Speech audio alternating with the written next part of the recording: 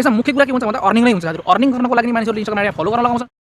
हे so what's up guys, नमस्कार। यहाँलाई स्वागत गर्न चाहन्छु मेरो युट्युब च्यानल टिच पावर मा। साथीहरु आजको यस भिडियोमा म तपाईलाई बताउन लागिरहेको छु वाइ किन युट्युबरहरुले मेरो इन्स्टाग्राम आइडीमा फलो गर्नुस्, मलाई तपाईहरुले फलो गरेर राख्नुस् र तपाई मसँग जोडिराख्नुस् किन भनिरहन्छन्। सो गाइज आजको यस भिडियोमा म तपाईलाई यसैको विषयमा डिस्कस गर्ने छु र तपाईलाई यसको बारेमा सबै कुराहरु बताउन लागिरहेको छु। त्यसैले यो भिडियोलाई अन्तिमसम्म हेर्नु होला। भिडियो एकदम मजेदार हुनेवाला छ। यदि तपाईहरु युट्युबर हुनुहुन्छ भने तपाईले पनि इन्स्टाग्राम आइडीलाई ओपन गर्नुस् र तपाईले अरूसँग रिप्रेजेन्ट गर्नुस् भन्न चाहन्छु। सो गाइज भिडियोलाई स्टार्ट गर्न चाहन्छु। So let's start.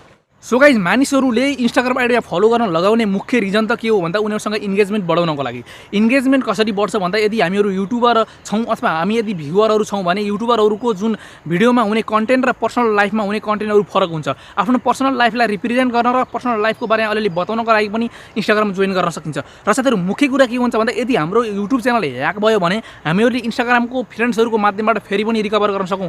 यो हाम्रो मुख्य कुरा हुन्छ।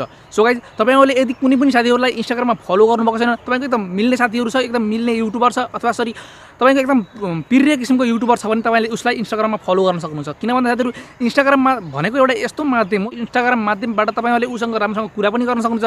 एकदम ठुलो भन्दा ठुलो मात्रामा युट्युबर छ भने पनि इन्स्टाग्राममा ऊ फ्री नै हुन्छ र तपाईले सोधेको प्रश्नको जवाफ पनि उले दिन सक्छ।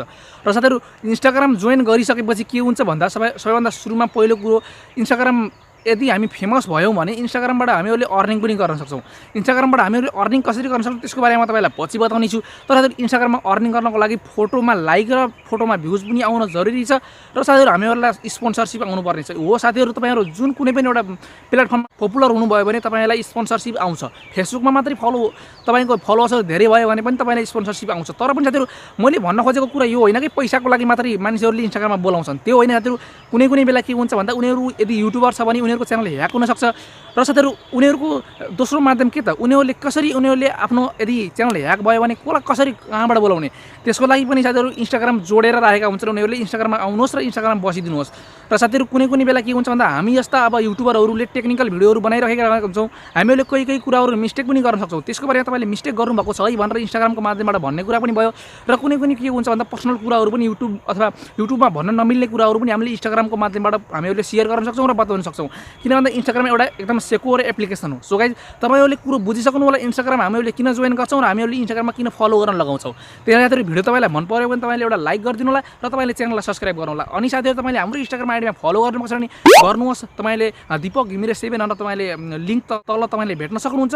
त्यहाँ गएर तपाईले फलो पनि गर्न सक्नुहुन्छ र तपाईले हामीसँग जोइन गर्न सक्नुहुन्छ र हामीसँग कुराकानी गर्न सक्नुहुन्छ। तपाईलाई परेका समस्याहरु समाधान गर्नलाई नै म तपाईको अगाडि तत्पर रहिरहेने छु।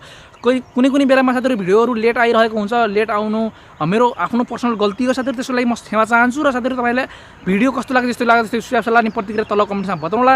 र साथीहरु फेरि पनि भन्न चाहे च्यानललाई सब्स्क्राइब गर्नु होला, इन्स्टाग्राम आइडीमा जोइन हुनु होला भन्दै आजको भिडियो बिदा हुन चाहन्छु। हस्त नमस्कार, जय नेपाल। सो गाइज युट्युबरहरुले इन्स्टाग्राम आइडीमा फलो गर्न लगाउने कारण के हो त भन्दा सुरुमा हुन्छ उनीहरुको इन्गेजमेन्ट र सुरुमा हुन्छ उनीहरुको इन्गेजमेन्ट भनेर नेगेटिभ इन्गेजमेन्ट हैन साथीहरु। सुरुमा तपाईले के बुझ्नु भन्दा यदि युट्युबरहरुले तपाईलाई इन्स्टाग्राम आइडीमा बोलाउँछन् भने त्यसमा सुरुमा के हुन्छ भन्दा रिजन उनीहरुले आफ्नो पर्सनल कुराहरुलाई बताउन खोजिरहेका हुन्छन्, पर्सनल कुराहरुलाई व्याख्या गर्न खोजिरहेका हुन्छन् इन्स्टाग्रामको माध्यमबाट। उनीहरुको कन्टेन्ट फरक किसिमको हुन्छ र तपाईले उनीहरुको वास्तविक कुराहरु र इन्टरनल कुराहरु के रहेछ त तपाईले बुझ्न चाहनुहुन्छ भने तपाईले इन्स्टाग्राम आइडीलाई जोइन गर्न सक्नुहुन्छ। तर साथीहरु इन्स्टाग्राम आइडीमा जोइन गर्नुस् भनेर किन फेरि हात झुकेर मान्छेले प्रत्येक भिडियोमा भनिरहेका हुन्छन्। त्यो कारण के छ भन्दा तपाईलाई केही समस्या पर्दा तपाईले केही गर्नु होला, पर्सनल कुराहरु गर्नुपर्ने होला। र कुनै कुराहरु के हुन्छ भन्दा एकदम गोप्य टाइपको कुरा हुन्छन्। कुनै कुराहरु बाहिरी मान्छेहरुबाट यस्तो गलत भएको रहेछ, तपाईको च्यानलमा यस्तो गाली गल्ती यस्तो भएको छ अथवा तपाईको कुनै जासुसीको लागि पनि हुन सक्छ साथीहरु। तर पनि साथीहरु